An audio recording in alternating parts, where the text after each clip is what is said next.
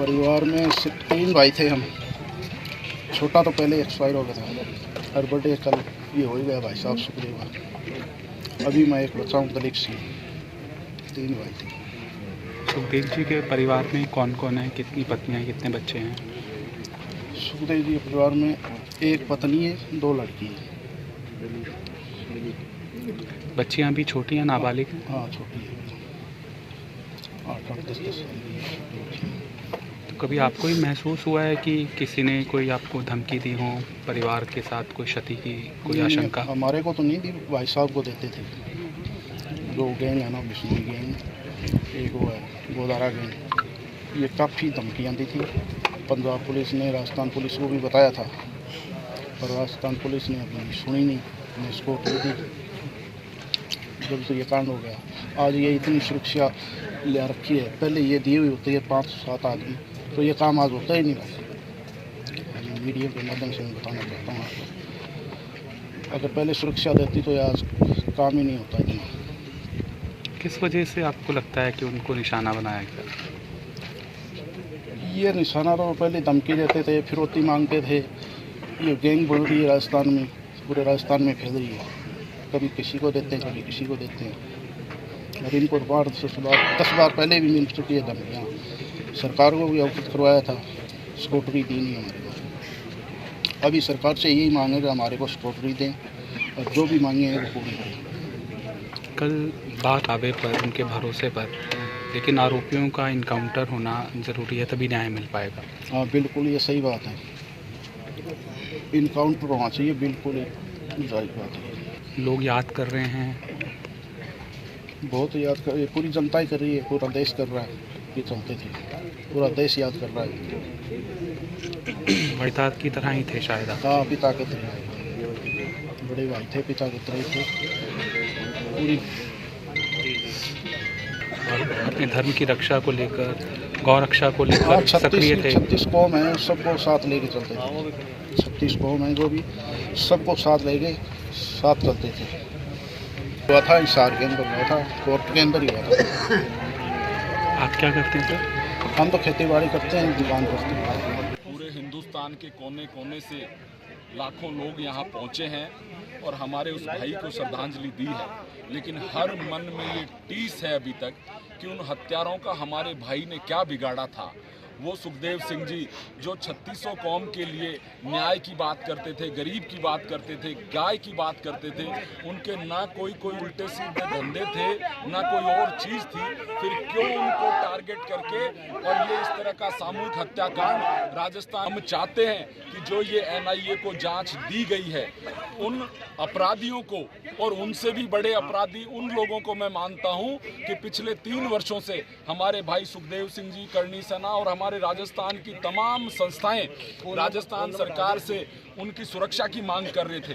यहाँ तक कि पंजाब पुलिस ने भी उनको इनपुट दिया कि उनकी जान को खतरा है, उसके बावजूद उनको सुरक्षा नहीं दी गई। तो उन हत्यारों से बड़े हत्या करने वाले हत्यारे वो लोग हैं जो सरकार में बैठे हैं, प्रशासन में बैठे हैं, पुलिस में बैठे हैं। उन लोगों के खिलाफ भी कार्रवाई होनी चाहिए। कोई जो न्याय की मांग है या कोई जो आस है वो अधूरी रह सकती है? देखिए, राजस्थान में NIA को दिया गया शायद ये पहला मामला है। हम संतुष्ट हैं NIA से, फिर भी यदि हमें न्याय नहीं मिला, कहीं चूक हुई, तो हमारा आंदोलन उसके बाद में भी जारी रहेगा। दुखद माहौल है और जिस तरीके से सुखदेव जी की हत्या की गई, पूरे समाज के लिए एक बहुत बड़ी क्षति है।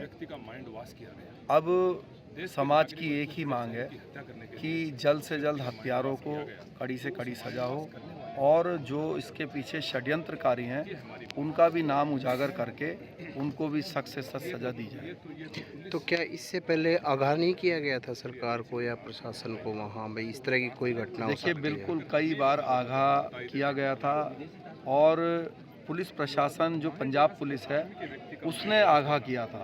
ऐसा नहीं है कि कोई खुद ही बार बार जाकर प्रार्थना पत्र दे रहे थे कि सुरक्षा बढ़ाई जाए। एक राज्य की पुलिस दूसरे राज्य की पुलिस को इंट्रोगेशन करके कुछ गुंडे बदमाशों का ये बता रही है कि भाई इस व्यक्ति की जान को खतरा है, उस पर भी कोई कार्रवाई राजस्थान पुलिस के द्वारा नहीं करना, ये दिखाता है कि ये कोई बड़ा षड्यंत्र था। और हम जो भी जांच एजेंसी इसकी जांच करेगी उससे ये प्रार्थना करेंगे कि वो इस षड्यंत्र को भी उजागर करे कि क्या कारण रहा कि उचित समय पर उचित सुरक्षा उनको और उनके परिवार को नहीं दी गई। तो अभी आप लोगों की तरफ से या कितना अभी सरकार को समय दिया गया है जल्द से जल्द हत्यारों को गिरफ्तार कर लिया जाए, उसके बाद क्या स्टेप रहेगा? देखिए 2 दिन से हम लोग जयपुर में धरना प्रदर्शन कर रहे थे और कल सरकार के जो प्रशासन के जो नुमाइंदे थे उनके आश्वासन के बाद हम लोग वहाँ से उठे। उसके बाद 72 घंटे का उनको टाइम दिया गया कि आप हत्यारों को जल्द से जल्द सबक सिखाइए और जो मुआवजे की भी जो राशि है उसका भी उन्होंने अभी कोई सरकार ने डिस्क्लोज़ नहीं किया कि वो कितनी रकम है या क्या है। तो हमारी ये भी डिमांड है कि परिवार को जो एक आर्थिक सहायता है 11 करोड़ की वो भी प्रदान की जाए और एक नौकरी भी दी जाए सरकारी क्लास 1 की।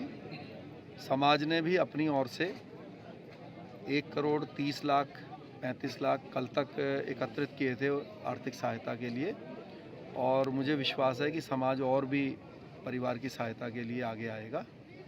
तो हमारी यही डिमांड है कि हत्यारों को जल्द से जल्द सबक सिखाया जाए। अगर फिलहाल जयपुर की बात की जाए, वहाँ अभी किस तरह का माहौल है? बंद है 2 दिन से लगातार? देखिए जयपुर कल पूर्ण रूप से बंद था और जयपुर के चाहे कोई व्यापारी वर्ग हो या कोई भी वर्ग हो, सभी ने बहुत सहयोग करके, कोई किसी ने उनके साथ ज़बरदस्ती नहीं की, उन्होंने खुद सहयोग किया और पूर्ण रूप से पूरा जयपुर बंद था। और ये आगे भी आपको देखने को मिल सकता है और सिर्फ जयपुर नहीं पूरे देश में आपको पूर्ण बंद देखने को मिल सकता है अगर सरकार ने इस पर जल्द से जल्द उचित कार्रवाई नहीं की।